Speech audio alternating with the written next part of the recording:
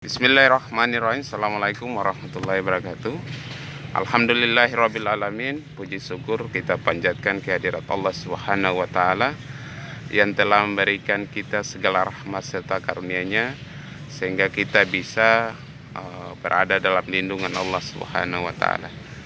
Salawat dan salam kita aturkan kepada junjungan Nabi besar Muhammad sallallahu alaihi wasallam yang telah mengantarkan kita dari alam jahiliyah ke alam yang terang benderang. Pada hari ini saya akan menjelaskan tentang perbedaan antara seorang pemimpin dan seorang manajer.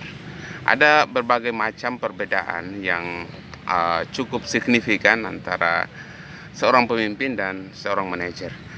Biasanya kalau kita bedakan, yang pertama adalah biasanya seorang pemimpin itu lebih bergantung pada kemampuan individunya, sehingga seorang pemimpin selalu mengambil keputusan dengan baik, mengambil keputusan dengan berani, dan selalu mendapatkan resiko-resiko dalam setiap pengambilan keputusannya. Sedangkan seorang manajer biasanya dia mengambil keputusan berdasarkan tugas pokok dan fungsinya gitu. Jadi kalau seorang manajer itu akan melakukan atau mengambil keputusan sesuai dengan apa yang menjadi keputusannya atau menjadi fungsinya itu gitu ya.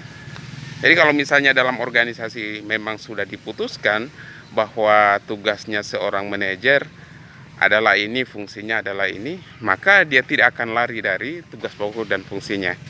Sedangkan seorang pemimpin itu lebih mengarah pada bagaimana kemampuan atau menggali kemampuannya dalam mengambil keputusan dengan baik. Ya, oleh karena itu memang selalu ada resiko-resiko dalam setiap pengambilan keputusan. Kemudian seorang pemimpin itu punya hubungan informal dengan bawahan.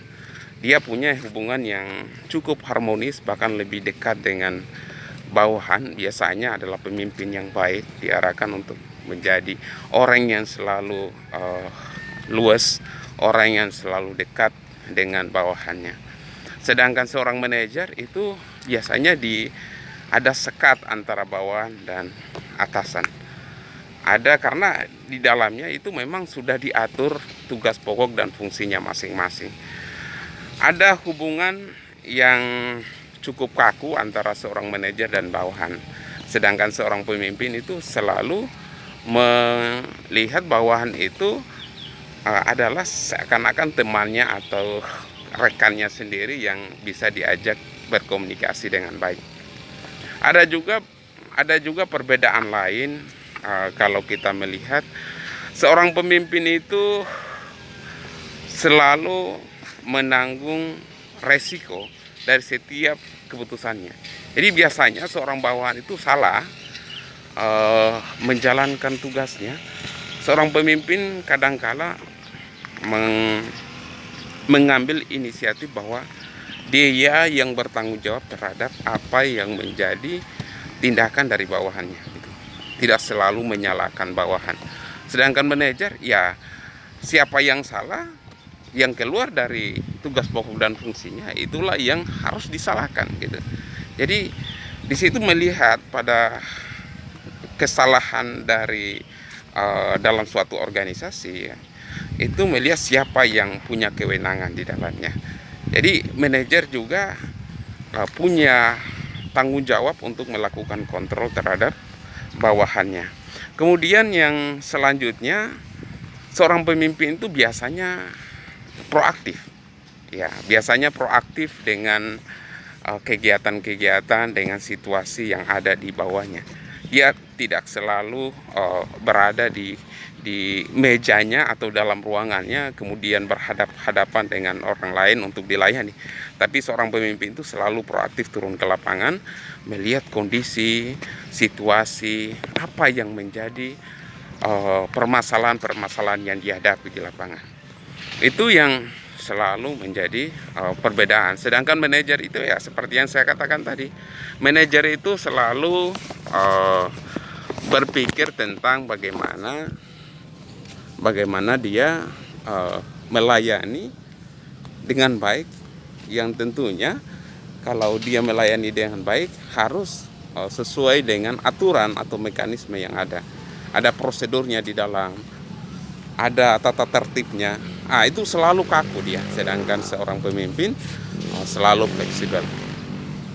Oleh karena itu saya sangat menghimbau sekali bagi para pemimpin di negara ini, para pemimpin di daerah, para pemimpin di tingkat kecamatan, desa, kelurahan, agar selalu melihat nilai kepemimpinan itu pada beberapa aspek. Yang pertama adalah kepemimpinan itu harus berlandaskan pada nilai akhlak yang baik, karena seorang pemimpin tanpa dibarengi dengan akhlak yang baik maka akan menjadi pemimpin yang otoriter, yang selalu sewenang-wenang dengan bawahannya. Kemudian yang kedua adalah pemimpin itu harus berjiwa amanah. Kalau amanah itu adalah orang yang diberikan kepercayaan, pada saat dia berjanji dia tepati, apa yang dia katakan dia lakukan, apa yang dipercayakan kepada orang lain dia pegang gitu. Itu adalah orang yang amanah. Tentu pemimpin-pemimpin di seluruh dunia yang punya nama yang baik selalu memegang amanah. Ya ibaratnya begini ya. Ibaratnya kalau kita menjadi seorang tukang parkir. Tukang parkir itu apapun, mobil apapun atau kendaraan apapun yang diparkir di depannya, dia selalu menjaganya dengan baik. Dan dia tidak sombong dengan apa yang ada di depannya. Dia jaga dengan baik. Apa yang menjadi, katakanlah dia lihat mobil yang mewah atau motor mewah, dia tidak bangga dengan motor yang ada itu. Begitu juga kalaupun motor atau mobil yang mewah itu pergi dan diambil oleh orang yang punya, maka dia pun tidak merasa sedih dengan apa yang menjadi kondisi dari yang ada. Itulah filosofi dari seorang pemimpin, bahwa amanah itu tidak selamanya kita akan miliki. Pada suatu hari kita dikasih oleh Tuhan yang Maha Kuasa, dan Tuhan yang Maha Kuasa juga akan mencabut amanah itu dan diberikan lagi kepada orang lain.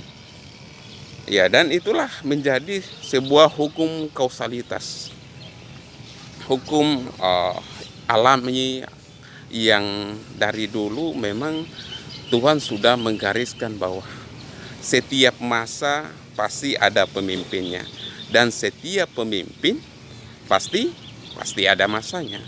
Itulah yang bisa saya berikan, semoga dapat memberikan manfaat buat kita semuanya. Saya tutup dengan ucapan billahi taufiq wal hidayah. Assalamualaikum warahmatullahi wabarakatuh.